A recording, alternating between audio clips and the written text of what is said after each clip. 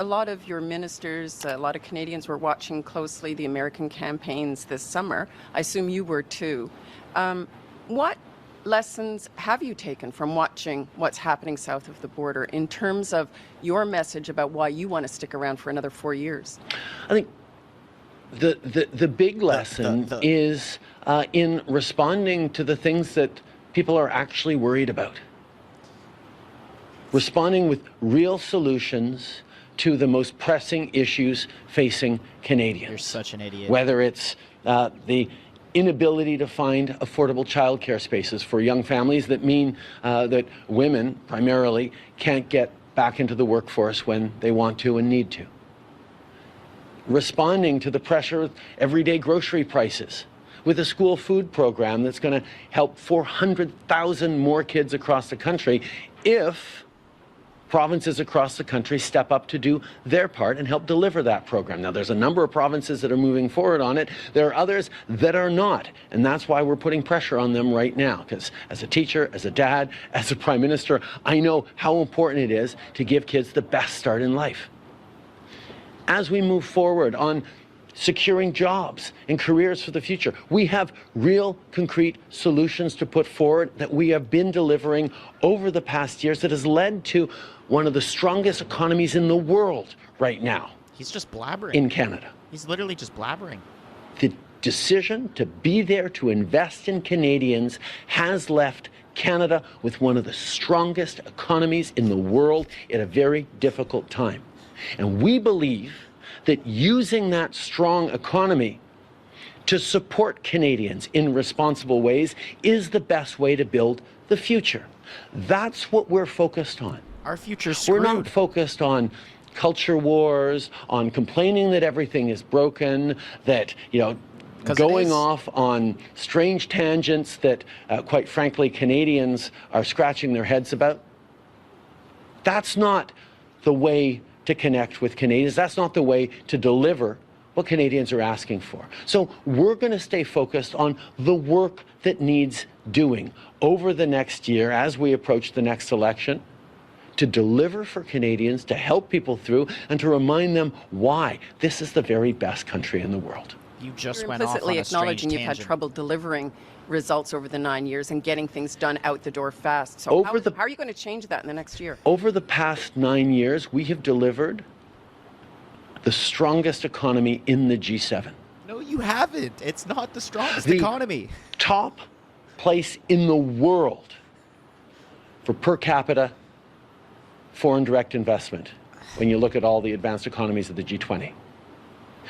Companies around the world are investing in Canada because of the things that we've done. What is he smoking? Whether it's protection for the environment, whether it's support for families, whether it's training up the very best workers in the world. Canada has one of the strongest economies in the world, and setting that economy to work for Canadian families, for Canadian seniors, for Canadian young people is the choice we're making and we will continue to make. Now, Pierre Poilievre and the Conservatives are making a different choice of throwing up in their hands saying the strongest economy in the G7 is broken. And what we have to do is cut programs to Canadians, kill the dental program that has helped 500,000 Canadians access dental care. Ignore the school food program. Stop investing in EVs and the jobs of the future. Stop fighting climate change. Well, that's exactly the opposite choices that what I've heard from Canadians this summer, and that's why we're going to continue to step up and focus on delivering the things that matter for Canadians. Canada is a strong and smart country that knows where the future is going, and Canadians are doing the work to get there. And keeping that going is something that I know matters deeply to Canadians. Good morning, Prime Minister. JP Tasker from CBC News. Can I ask you about the immigrant unemployment rate? We're looking at about 11.6% right now, which is substantially higher than the overall unemployment rate. You mentioned some changes to the TFW program, but are you considering broader changes, maybe limiting immigration, permanent residents, other streams to kind of restore some balance to the labor market? Because as it stands right now, a lot of newcomers are out of a job. These are ongoing conversations that we're having that we're taking extremely seriously. Obviously, over the past number of years, from the pandemic to the massive labor shortages immediately following the pandemic to the situation we're in now, we need to keep making sure we're responding to the needs both of Canadians, of businesses, and of the economy in general. And that's why we're constantly adjusting and making sure we're meeting the moment every step of the way. This fall, we'll be presenting for the first time an immigration's levels plan that doesn't just talk about permanent residents, but also talks about temporary residents, whether it's foreign workers or others. And we're making sure that the entire package makes as much sense as possible for the needs of Canadians and for the needs of our economy.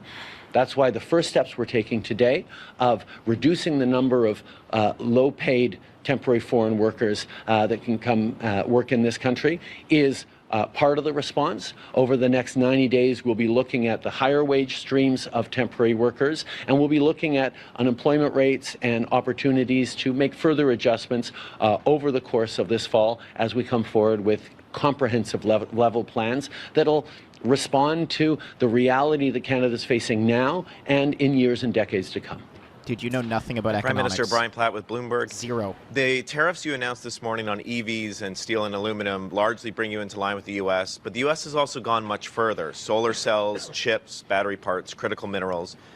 Do you believe Canada will need to go further with its tariffs, and if so, why are you waiting?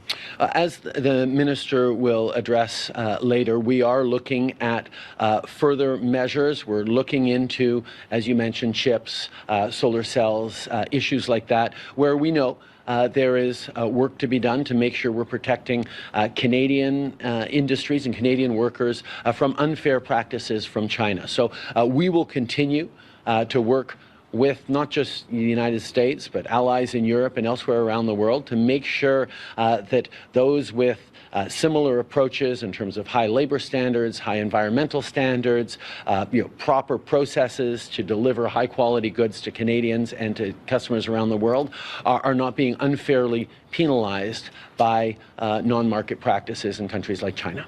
The clothes you're wearing Glenn are probably McGregor, made in City China. News.